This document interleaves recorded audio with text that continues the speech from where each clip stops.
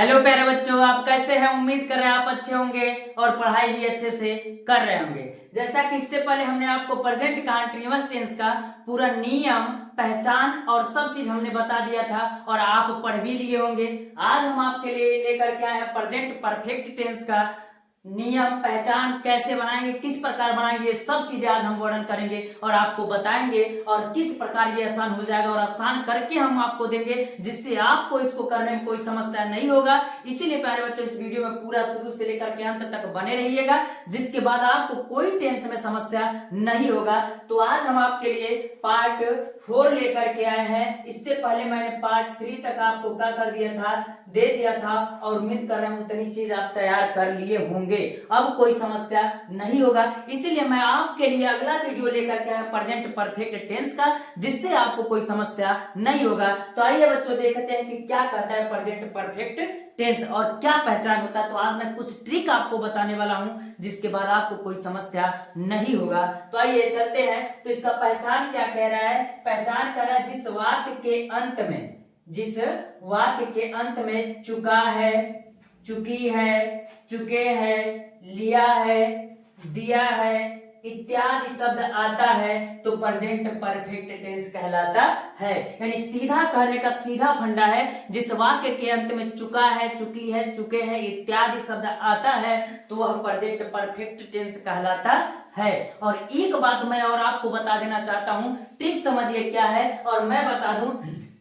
जब अकेले कभी भी परफेक्ट टेंस आएगा, इसके साथ कंटिन्यूअस नहीं जुड़ा होगा, जैसे present perfect tense, past perfect tense और फ्यूचर परफेक्ट टेंस आएगा, तो उस स्थिति में एक बात ख्याल रखिएगा, अगर परफेक्ट आएगा इसके साथ कंटिन्यूअस नहीं जुड़ा होना चाहिए। अकेले अगर परफेक्ट रहेगा इस बात का ख्याल रखिएगा, चाहे वो कोई भी टेंस होगा उस स्थिति में पहचान इसका चुका, चुकी, चुके ही रहेगा। इस बात का ख्याल रखिएगा, चुका, चुकी, चुके ही रहेगा। यानी मेरे कहने का मतलब है जहां परफेक्ट आ जाएगा उसका पहचान क्या रहेगा, चुका, चुकी, चुके रहेगा। इस बात का पूरा ख्याल रखिएगा। हाँ, अगर प्रेजेंट का है तो प्रेजेंट का है तो चुका है, चुकी है, चुके हैं। अगर हम आपसे कह दें अगर पास्ट का क्या होगा तो पास्ट का हम कहेंगे कि चुका था, चुकी थी, चुके थे। अगर फ्यूचर का हो जाए चुका होगा, चुकी होंगे, चुके होंगे। बात समझ रहे हैं ना? तब उस स्थिति में आ जाएगा तो प्रेजेंट परफेक्ट टेंस या फ्यूचर परफेक्ट या पास्ट परफेक्ट टेंस कहलाएगा।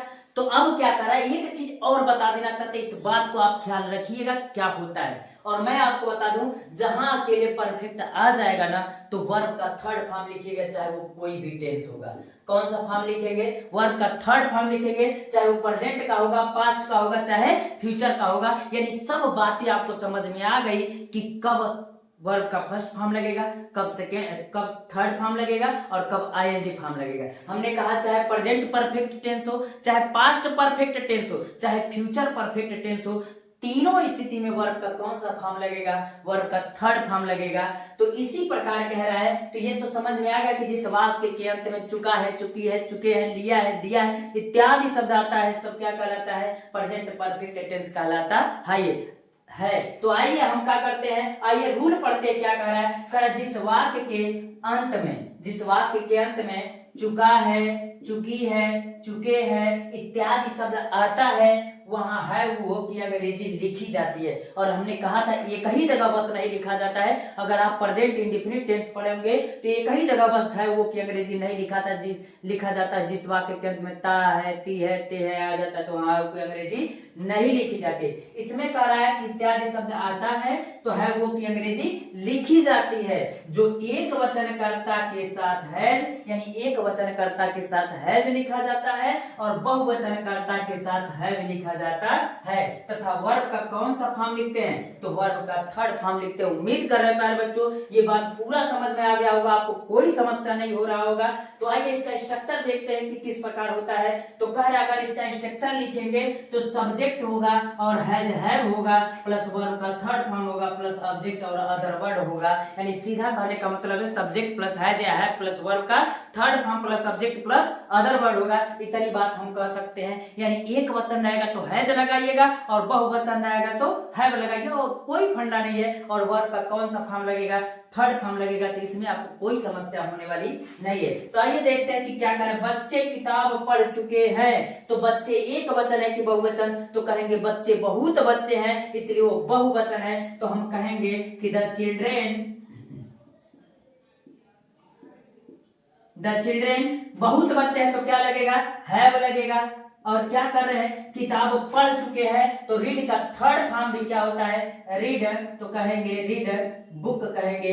तो इस प्रकार हम कह सकते हैं कि ये बन जाएगा। अगला कर, हम सुबह में क्रिकेट खेल चुके हैं। हम, तो हम एक वचन है कि बहुवचन है, तो हम कहेंगे यह बहुवचन होता है। तब फिर क्या लगेगा, तो कहेंगे वी हैव, और खेल चुके, तो खेलना का क्या होता है, प्ले होता है, और प्ले का थर्ड फॉर्म प्लेड होता है। और क्या कर रहा है, क्रिकेट, प्लेड क्रिकेट, और कब, इन the morning, in the morning.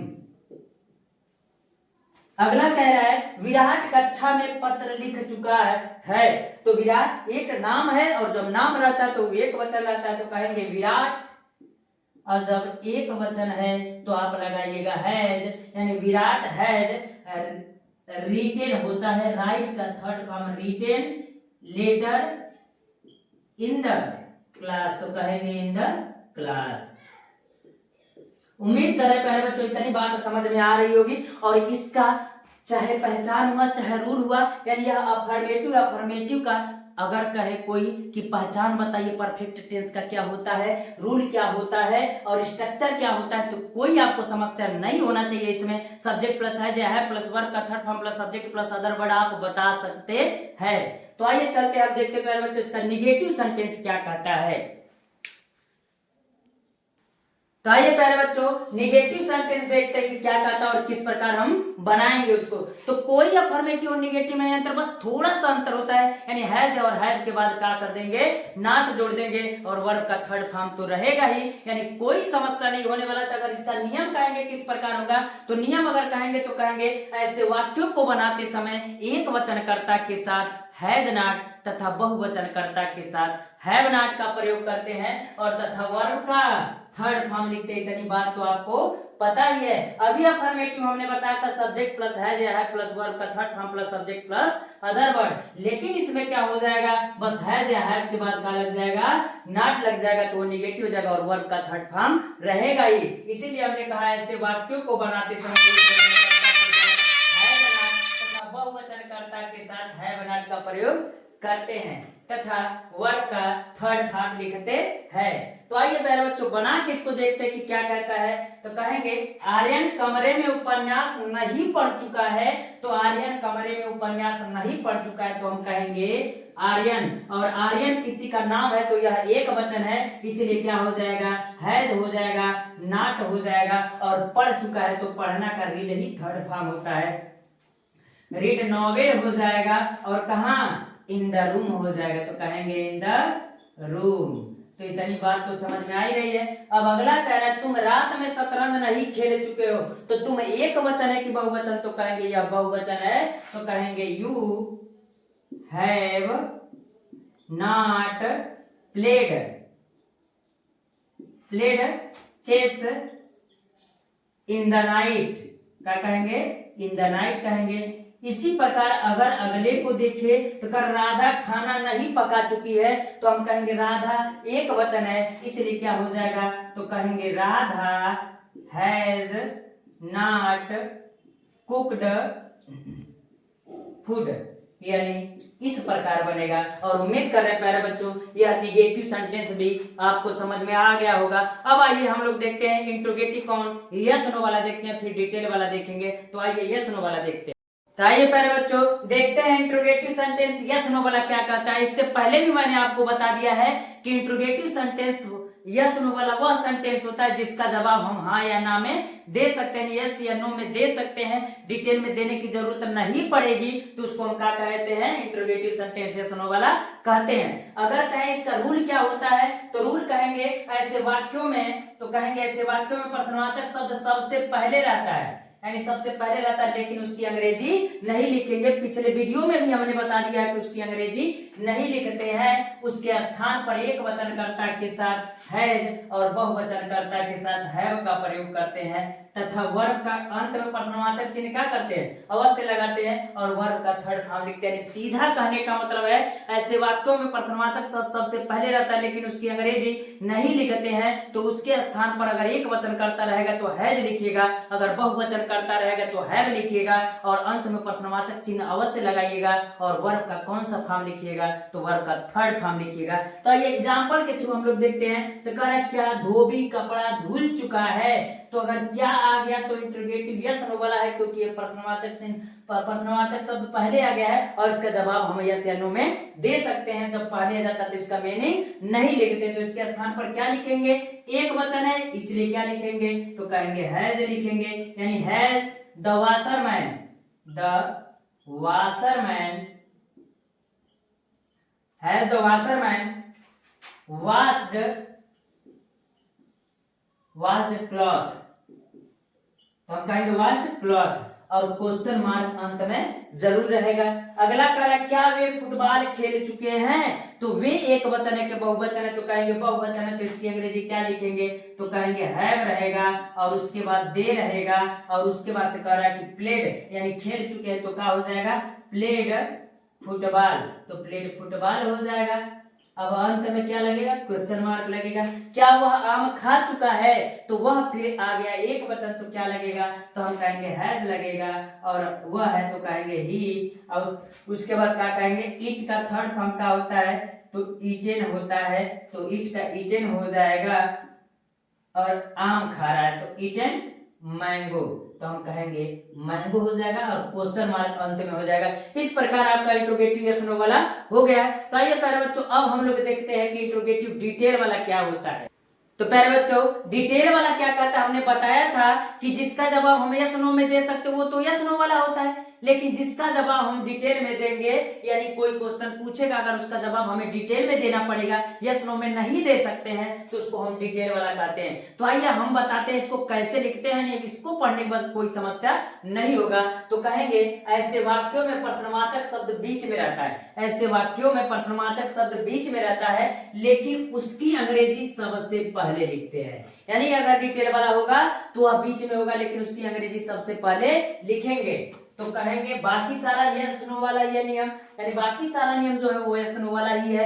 यानी सीधा कहने का मतलब अगर हम कह दे अगर यहाँ से हम बंद कर लें तो आप बताइए यस नो वाला स्ट्रक्चर है कि नहीं, यानी बस क्वेश्चन वर्ड पहले लग जाता है और बाकी सारा नियम कौन सा है, यस नो वाला है। तो क्या कहेंगे, लड़के सुबह में कहाँ खेल चुके हैं, तो कहेंगे कहाँ है प्रश्नवाचक शब्द तो सबसे पहले लिखेंगे और इसकी अंग्रेजी लिखते हैं तो क्या कहेंगे, तो कहेंगे where the boys, where has have रहेगा ना, द बॉयज एक वचन है बहुवचन तो कहेंगे बहुवचन, तो क्या लगेगा वेयर हैव द बॉयज क्या कर चुके हैं, दौड़ चुके हैं, रन इन द मॉर्निंग। तो इस प्रकार हो जाएगा। अब अगला चलिए देखिए क्वेश्चन मार्क जरूर लगेगा, तुम रात में क्यों खेल चुके हो, तो तुम भी क्या है बहुवचन है तो क्यों आ गया, तो सबसे पहले क्या कहेंगे, तो कहेंगे वाई और उसके बाद हैव यू, तो कहेंगे why have you played in the night, तो कहेंगे इन द नाइट क्वेश्चन मार्क। अगला कह रहा है सीता सुबह में इतिहास कहाँ लिख चुकी है, तो आप बताइए कहाँ आ गए, तो फिर क्या होगा वेयर होगा और अब की बार सीता एक वचन है बहुवचन है इसलिए क्या लगेगा, तो कहेंगे हैज लगेगा और फिर सीता रहेगा और क्या कर चुके लिख चुके हैं तो क्या हो जाएगा, तो रिटेन हो जाएगा और क्या हिस्ट्री, तो कहेंगे written history in the morning, तो कहेंगे इन द मॉर्निंग और अंत में क्वेश्चन मार्क लगाएंगे। तो इस प्रकार प्यारे बच्चों आज आपका प्रेजेंट परफेक्ट टेंस भी पूरा हो गया, यानी हम कह सकते हैं कि प्रेजेंट इंडेफिनिट भी हो गया, प्रेजेंट कंटीन्यूअस भी हो गया और प्रेजेंट परफेक्ट टेंस भी हो गया। अगर कहे कोई भी पूछेगा नियम तो हम आसानी से बता सकते हैं और आज के बाद टेंस में कोई आपको समस्या नहीं होना चाहिए। अगर यह वीडियो आपको पसंद आ रहा है तो इसको लाइक कीजिए, शेयर कीजिए और सब्सक्राइब भी कीजिए और बेल आइकन भी क्या कर दीजिएगा, दबा दीजिएगा, जिससे सारा वीडियो आप तक आसानी से पहुंचता रहेगा और आपको कोई दिक्कत नहीं होगा। तो आज के लिए इतना रहने देते प्यारे बच्चों, धन्यवाद।